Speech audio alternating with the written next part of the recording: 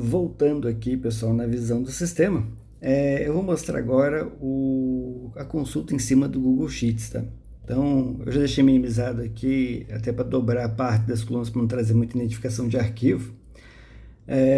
Ele nada mais é o que eu montei, né? Eu montei uma pasta que tinham planilhas compartilhadas com outros usuários, né? E essa pasta tem basicamente são dados, né? São tabelas gigantes assim com informações que são compartilhadas entre outras áreas ou compartilhadas para dashboards, seja Data Studio, Tableau, Power BI, as ferramentas que a área cliente acaba utilizando.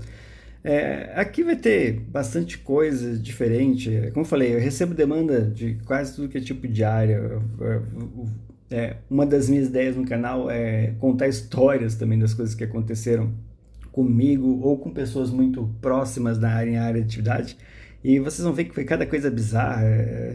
Eu não sei como é que mas acredito que com vocês deve ser muito pouco parecido. Você está fazendo estatística, aí de repente, não, beleza, agora eu quero ver um relatório de banco de horas, eu quero saber quem são as pessoas que têm tantas horas positivas, tantas horas negativas, ok, eu quero ver fluxo de entrada e saída de veículos, e assim vai dar vendas no período XYZ,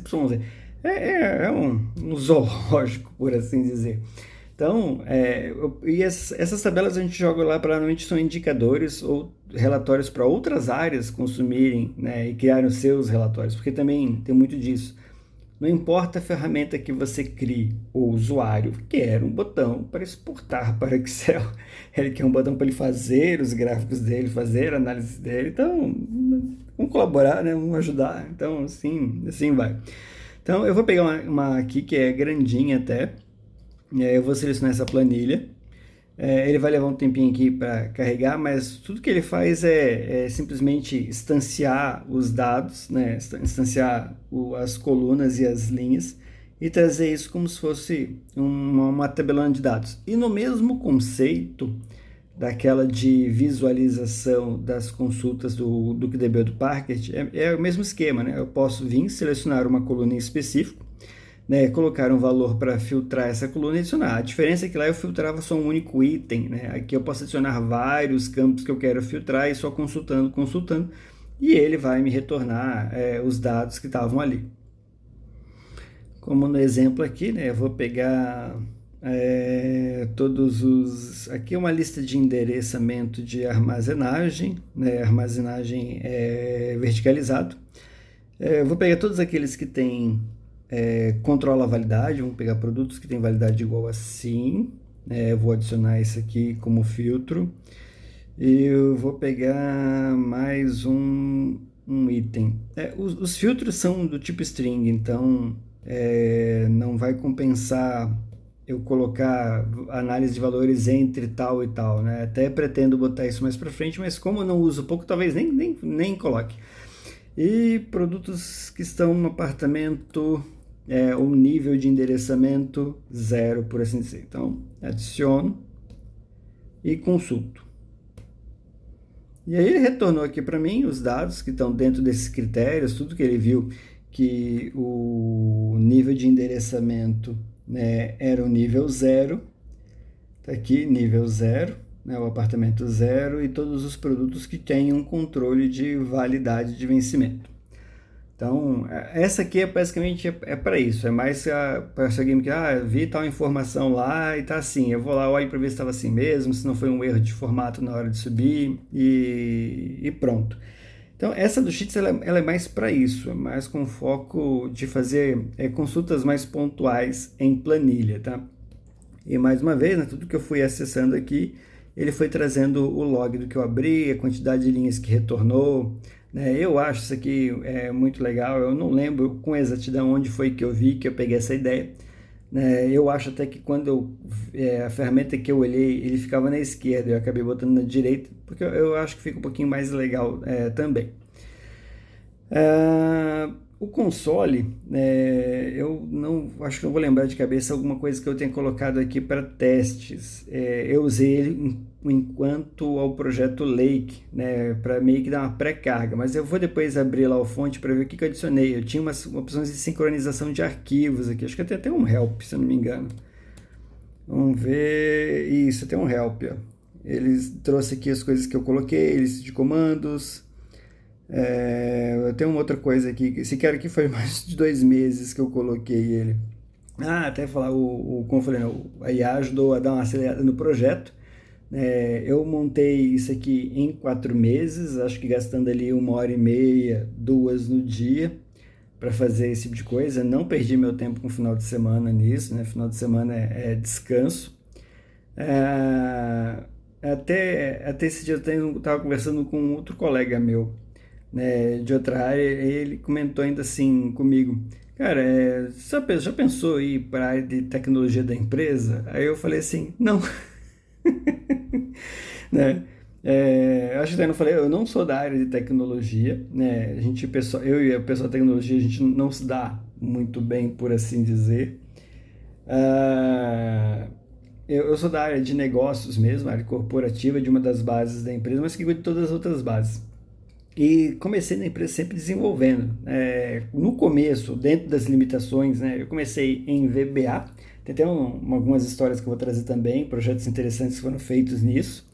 E devido à grandiosidade da coisa, eu comecei a ter que migrar para umas linguagens muito mais robustas. Eu acabei escolhendo o Java por tudo que ele me oferecia. Né? Vou até ser sincero, eu tinha um certo preconceito com Java no passado. Eu achava uma língua verbosa demais, mas depois de um tempo e necessidade, você acaba gostando. Eu gostei. Eu trabalhei bastante com ela mesmo aqui. Então, com o tempo, né, e desenvolvimento, eu fui adicionando algumas ferramentas dentro da aplicação. Como vocês viram, eu criei o gerenciador de arquivo, eu montei um construtor aqui de banco do DB e uma docagem do banco, né, ou seja, eu faço a aplicação enxergar arquivos que estão na máquina, na rede, e conecto ela para fazer essas consultas aqui. Esse menuzinho é um internal de frame que fica aqui alinhado, ele está programado para se alinhar à base da aplicação. Eu não corrigi o bugzinho, que é quando eu dou um restaurar na tela, ele meio que ele não obedece, tá vendo? Eu tenho que adicionar um evento para ele se reposicionar aqui assim que eu altero a posição da janela. Acabei não fazendo, então eu tenho que maximizar para enxergar ele aqui. Então aqui praticamente é um menu que acessa todos os itens, esse arquivos é nada mais, nada menos que esse gerenciador. Nas fontes aí eu tenho um integrador de Google Sheets. O que esse integrador faz? Ele nada mais é do que aquela tela da consulta, né? Eu simplesmente pego os dados da planilha, leio, né, o conteúdo preenchido na planilha e carrego na tela. Esse cara aqui não, ele acessa o DuckDB do projeto, do sistema, e cria dentro dele uma tabela com todo esse conteúdo, né? E nesse processo de importação, ele já faz uma leitura das primeiras 5.000 linhas lá e já identifica o tipo de dados, então já cria a tabela com o padrão de dados correto. Até para mostrar aqui, essa é a tela com as planilhas, né, com as Google Sheets, que ele permite importar, né, como uma tabela nativa, e aí eu uso ela como se fossem os dados prontos. Né? Se eu precisar atualizar esse banco local, né, tudo que eu preciso fazer é localizar de novo a planilha, né, clicar nela e mandar ela alocar. Ela vai apagar a anterior com base no nome do arquivo e vai criar a nova com os dados atualizados. Eu uso muito pouco, eu criei porque era mais uma necessidade daquele momento, e com essa visão nova que eu criei dos projetos, tudo, então acabei não utilizando mais isso, né? Fico realmente restrito 80% do meu tempo em cima dos arquivos Parquet e os outros 20% em cima do DuckDB. São muito mais práticos. Esse aqui é legal, quando você quer, como falei, quer fazer uma consulta simples, ou quer acompanhar uma planilha nova, quer ver se está populando, aí eu acabo indo para cá. Se não, nem perco muito meu tempo nele, não. O lado bom é que uma ferramenta fica o tempo inteiro aberto, e às vezes eu não fico com o navegador o tempo inteiro aberto, eu já acesso por aqui. O navegador, o Chrome principalmente, ele tem um problema grave de consumo exorbitante de memória por nada, né? Então, simplesmente, pelo fato de estar aberto, ele começa a aumentar o consumo de memória e você vai sentindo isso na máquina e não é legal. Já testei outros navegadores e eu acho que não são tão bons assim. Claro que tem um povo que vai defender tudo que é tipo de navegador, né? O Brave, o Opera, o Edge, o Chromium, então, o Firefox. Eu acabo, pela preguiça, talvez, ou pela praticidade, acabo ficando sempre dentro do Google Chrome mesmo. Então, aqui eu posso também pegar, como eu falei, esse doc, que nada mais é do que essa opção aqui, né? Ele vai me permitir localizar um arquivo dentro da minha máquina e fazer a docagem dele como padrão. E esse aqui ele vai ler uma pasta que eu já defini no meu Google Drive, né, com os arquivos principais, né, que estão sempre mais atualizados, são bancos, né, de indicadores ou para áreas, e eu posso fazer uma consulta dentro deles. Alguém informou que tal relatório está faltando informação. Eu venho aqui, baixo esse cara, faço as minhas consultas em Select e beleza, já verificar, não, realmente está faltando informação. Eu vou pegar um mais pesado, esse aqui é um comparativo de estoques, que ele é mais pesadinho. Então eu vou dar 2 cliques nele, não vou chegar a abrir para executar, mas a gente vai acompanhar aqui o processo. Ele já baixou o arquivo, já está docado, já está pronto para ser utilizado na minha telinha do DuckDB.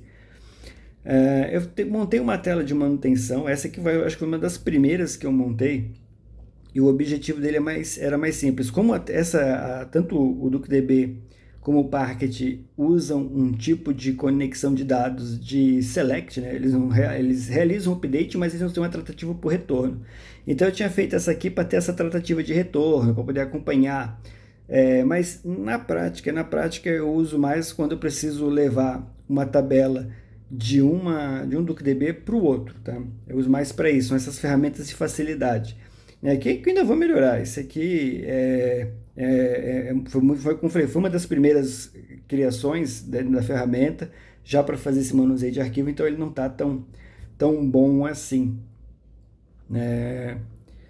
E no próximo vídeo, eu vou tratar um pouquinho mais do que eu deixei aqui de lado, que é o console. Vou dar como eu falei, já faz um tempo que eu criei ele. Eu uso ele para executar tarefas automatizadas, como, por exemplo, eu fiz um projeto que usa o Google Drive como trânsito de arquivos que sincronizam os bancos de dados. Então eu usava ele para meio que acelerar esse repositório, para já meio que deixar tudo pronto aqui na máquina local para depois fazer o teste de execução. Então era mais isso, era para executar scriptzinhos, mas eu mostro eles melhor no próximo vídeo, tá bom? Então agradeço a presença de todo mundo até aqui e a gente se vê no próximo vídeo. Obrigado.